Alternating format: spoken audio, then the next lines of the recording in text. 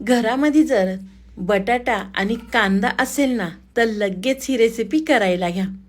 अगदी लहानांपासून मोठ्यांपर्यंत सगळेजण आवडीने खातील. तर चला, तुमचा सुद्धा खूप वेळ घेत नाही, लगेच रेसिपीला सुरुवात करूया. इथे पहा, मी मोठ्या आकाराचा बटाटा घेतलेला आहे. पिलरच्या मदतीने आपल्याला बटाट्याची साल काढून घ्यायची आहे. तर इथे मी बटाट्याची साल काढून घेतलेली आहे.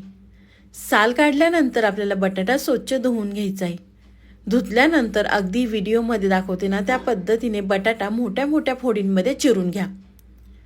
बारीक नाही चिरला तरी चालणार आहे. तर तुम्ही या ठिकाणी पाहू शकता, मी बटाटा चिरून घेतलेला आहे. इथे मिक्सरचं भांडं घेतलेलं आहे. मिक्सरच्या भांड्यामध्ये आपल्याला चिरलेला बटाटा घालायचा आहे. बटाटा घातल्यानंतर इथे मी छोट्या आकाराचा कांदा बारीक चिरून घेतलेला आहे. तर बटाट्यावरती आपल्याला कांदा घालायचा आहे. कांदा बटाटा घातल्यानंतर त्यामध्ये आपल्याला 2 मिरच्या घालायच्या आहेत. तर इथे मी कमी तिखटाच्या मिरच्या वापरलेल्या आहेत. मिरच्या तुम्ही तुमच्या आवडीनुसार कमी अधिक करू शकता.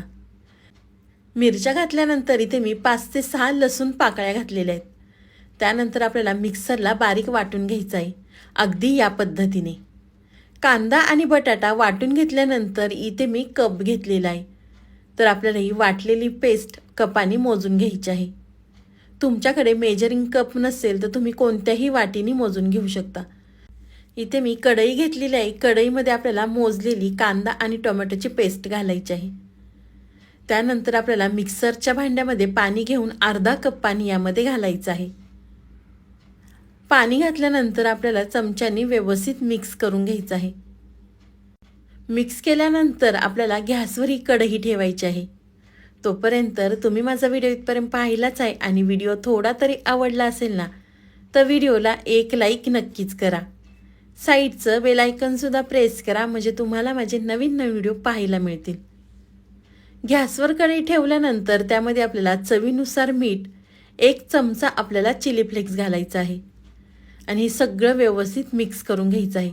तुम्ही या ठिकाणी पाहू शकता बटाटा थोडासा या ठिकाणी घट्ट झालेला आहे. घट्ट झाल्यानंतर इथे मी बारीक रवा घेतलेला आहे 1 वाटी. तुमच्याकडे जर जाड रवा असेल ना तर मिक्सरला थोडासा फिरवून घ्या. 1 वाटी रवा घातल्यानंतर आपल्याला यामध्ये सगळं व्यवस्थित मिक्स करून घ्यायचं आहे. मिक्स केल्यानंतर त्यामध्ये आपल्याला 2 चमचे गव्हाचं पीठ घालायचं आहे. तुम्ही मैदा वापरला तरी चालणार आहे. गव्हाचं पीठ वापरलं तर अतिउत्तम. तर पीठ घातलं की आपल्याला व्यवस्थित मिक्स करून घ्यायचं आहे. रव्याचा आपल्याला छान असा गोळा तयार करून घ्यायचा आहे. तर तुम्ही या ठिकाणी पाहू शकता रव्याचा छान असा गोळा तयार झालेला आहे. गॅस बंद करायचा आणि त्यावरती आपल्याला 5 मिनिटांसाठी झाकण ठेवायचं आहे, म्हणजे त्याला छान अशी वाफ बसेल. तर 5 मिनिटानंतर आपण झाकण काढून पाहूया. झाकण काढल्यानंतर रव्याचं मिश्रण एका ताटामध्ये काढून घेते. तुम्ही जर मुलांना बाहेरचा खाऊ देत असाल ना तर एकदा ही रेसिपी मुलांना करून खाऊ घातली ना तर मुलं बाहेरचा खाऊ मागणार नाही. घरामध्ये आपल्या छोटी मोठी पार्टी असते, त्यासाठी तुम्ही सुद्धा ही रेसिपी करू शकता. रव्याचं मिश्रण थंड झाल्यानंतर त्यामध्ये आपल्याला भरपूर चिरलेली कोथिंबीर घालायची आहे. कोथिंबीर घातली, आपल्याला हातावर थोडंसं तेल घ्यायचं आहे आणि छान आपल्याला ह्याचा गोळा एकसारखा करून घ्यायचा आहे, अगदी या पद्धतीने. रव्याचा गोळा एकसारखा करून घेतल्यानंतर आपल्याला परत हाताला थोडंसं तेल लावायचं आहे, म्हणजे रव्याचं मिश्रण आपल्या हाताला चिटकणार नाही. तेल लावल्यानंतर आपल्याला छोटे छोटे ह्याचे गोळे तयार करून घ्यायचे आहे. अगदी व्हिडिओमध्ये दाखवते ना त्या पद्धतीने करून घ्या. तुम्ही या ठिकाणी पाहू शकता मी छोटा गोळा घेतलेला आहे. हातावर थोडासा आपल्याला गोल गोल करून घ्यायचा आहे आणि हलक्या हाताने आपल्याला प्रेस करायचा. आणि त्यानंतर आपल्याला इथे मी पेन्सिल घेतलेली आहे. पेन्सिल आपल्याला स्वच्छ धुवून घ्यायची आहे आणि अगदी व्हिडिओमध्ये केलं आहे ना त्या पद्धतीने करून घ्या. तर तुम्ही पाहू शकता किती छान ही रिंग्स तयार झालेली आहे. लहानांपासून मोठ्यांपर्यंत खरंच अगदी आवडीने खातील. आणि त्यामध्ये आपण बटाटा कांदा वापरलेला आहे ना, त्यामुळे ही रेसिपी खायला अगदी छान लागते. तर तुम्हाला इथे मी एक रिंग्स करून दाखवलेली आहे. अशाच पद्धतीने बाकीच्या सुद्धा रिंग्स करून घेते. आपल्या चॅनलवर ना मी अगदी सोप्या सोप्या पद्धतीने रेसिपी अपलोड केलेल्या आहेत. तुम्ही ते व्हिडिओ पाहिले नसतील ना तर प्लीज एकदा नक्कीच जाऊन पहा. मुलांच्या नाश्त्यासाठी टिफिनसाठी अगदी झटपट रेसिपी मी तुम्हाला दाखवलेल्या आहेत. मी आशा करते की तुम्हाला ते सुद्धा व्हिडिओ नक्कीच आवडतील. तर तुम्ही या ठिकाणी पाहू शकता, मी तुम्हाला दुसरीसुद्धा रिंग्स करून दाखवलेली आहे. अशाच पद्धतीने बाकीच्या रिंग्ससुद्धा करून घेते. इथे मी बटाटा आणि कांदा वापरलेला आहे. तुम्ही या ठिकाणी दुधी भोपळा किंवा तुमच्या मुले जे भाज्या खात नसतील ना, त्याचा वापर तुम्ही या ठिकाणी करू शकता. मुलांना समजणार सुद्धा नाही की नक्की आपण काय खातोय ते. तुम्ही या ठिकाणी पाहू शकता किती छान ह्या रिंग्स तयार झालेल्या आहेत. रिंग्स तयार करत असताना एका साईडला इथे मी तेल गरम करून घेतलेलं आहे. तेल गरम झाले की गॅस आपल्याला मीडियम करायचा आहे. त्यानंतर आपण ज्या तयार केलेल्या रिंग्स तेलामध्ये सोडायच्या आहेत. तेलामध्ये रिंग सोडताना काळजी घ्यायची, नाही तर हातावर तेल उडेल. तर इथे मी तेलामध्ये रिंग सोडलेल्या आहेत.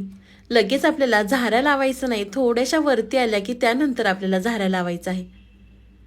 तर तुम्ही पाहू शकता अगदी दिसायला सुद्धा किती छान दिसतं ते. एका साईडनी तळल्यानंतर पलटी करून आपण दुसऱ्या साईडनी सुद्धा छान ह्या खरपूस रिंग्स तळून घेऊया.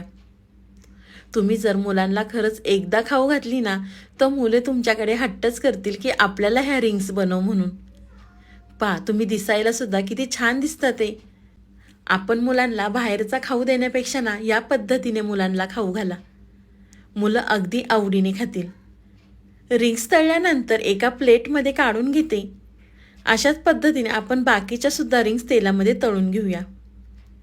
तुम्हाला ह्या रिंग्स मुलांच्या टिफिनसाठी जर द्यायच्या असतील ना, तर तुम्ही अगोदरच ही तयारी करून ठेवू शकता. ह्या रिंग्स तयार केल्यानंतर आपल्याला हवाबंद डब्यामध्ये ठेवायच्या. तळायच्या आधी 10 मिनिटं बाहेर काढायच्या आणि त्यानंतर आपल्याला तेलामध्ये तळायच्या. अगदी झटपट मुलांचा टिफिन तयार होईल. नेहमीच आपण नाश्त्यासाठी पोहे आणि उपमा करतो. एकदा या पद्धतीने रिंग्स करून पहा. खूप जास्त वेळसुद्धा लागत नाही, अगदी झटपट हा नाश्ता तयार होतो. तर दुसऱ्यासुद्धा रिंग्स या ठिकाणी मी तळून घेतलेल्या आहे. मस्त आपल्या हा बटाटा कांदा रव्याच्या रिंग्स तयार झालेल्या आहेत. पहा दिसायला सुद्धा किती छान दिसतं ते. तुम्ही टोमॅटो केचप संग किंवा मेयोनीज संग खाऊ शकता. तुम्हाला ही माझी आजची रेसिपी कशी वाटली ती मला नक्कीच कमेंट करून सांगा. व्हिडिओ आवडला तर व्हिडिओला लाईक कमेंट सबस्क्राईब करायला विसरू नका. तुम्ही माझा व्हिडिओ कोणत्या शहरातनं पाहता ते सुद्धा मला कमेंट करून नक्कीच कळवा. तर चला, तुम्हाला माझा व्हिडिओ खूपच मनापासून आवडला असेल ना, तर व्हिडिओला शेअर करायला सुद्धा विसरू नका. तुम्ही माझा संपूर्ण व्हिडिओ पाहिल्याबद्दल थँक्यू सो मच.